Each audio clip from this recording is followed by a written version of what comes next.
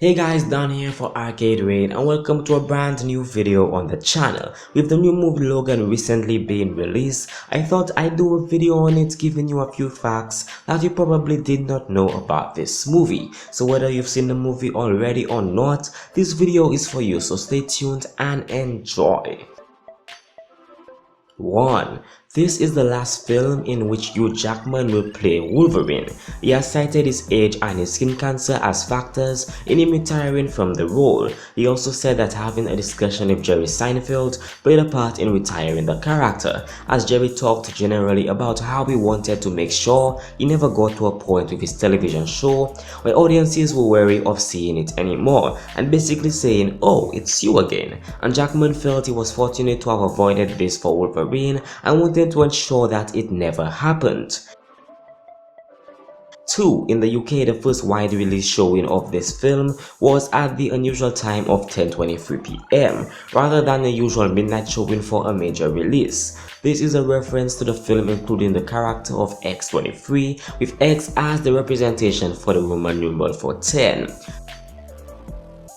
3. James Mangold stated that the film is set in 2029 to avoid any conflict with the timeline established in X-Men Days of Future Past from 2014, but that his goal was to make a standalone film that was not bound to continue previous storylines or setting up sequels.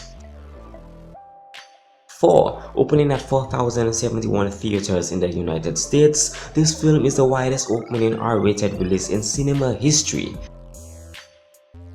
5. In the film's early stages of development, the character of Victor Creed or Sabretooth, Logan's mutant half-brother, was meant to make an appearance, with Leif Schreiber reprising his role from X-Men Origins Wolverine from 2009.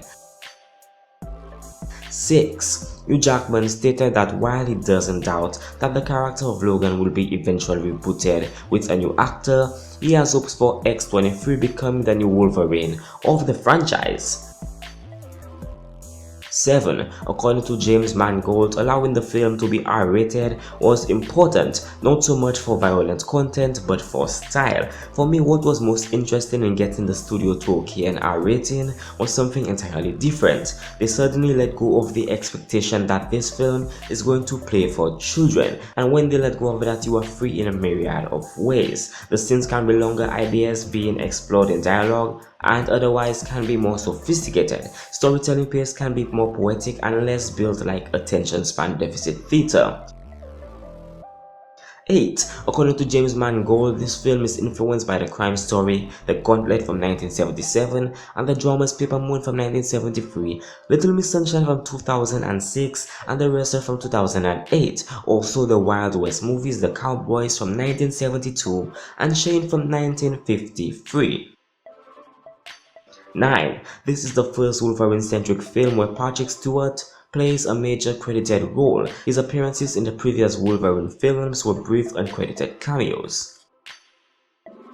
10. It was believed that after the success of Deadpool from 2016, 20th Century Fox decided to aim for an R rating for this film, unlike the other Wolverine movies. However, it was confirmed in an interview with X-Men producer Simon Kinberg that this was not the case, and the R rating was always going to happen.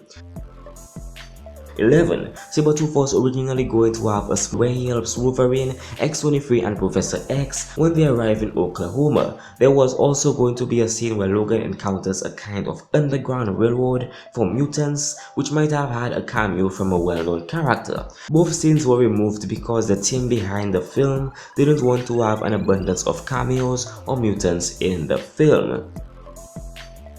12. At one point in the film, Xavier and Laura are watching the classic western Shane from 1953. Shane was played by Alan Ladd, whose son Alan Ladd Jr. was president of 20th Century Fox in the 1970s. He is personally responsible for greenlighting the original Star Wars film.